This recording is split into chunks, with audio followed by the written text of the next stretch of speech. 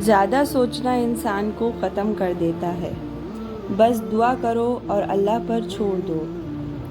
زیادہ مذاق کرنے سے آدمی کی عزت چلی جاتی ہے اور لوگوں سے دشمنی پیدا ہو جاتی ہے۔ جس زبان سے جھوٹ نکلنا بند ہو جائے، اس زبان سے نکلی ہوئی ہر دعا قبول ہو جاتی ہے۔ تم اللہ کے آگے جھکو اور اللہ تمہیں کسی کے آگے جھکنے نہیں دے گا۔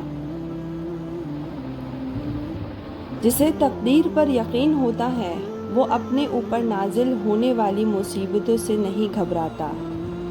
ہمیشہ ایسے شخص کو چنا کرو جو آپ کو عزت دے، کیونکہ عزت محبت سے کہیں زیادہ خاص ہوتی ہے۔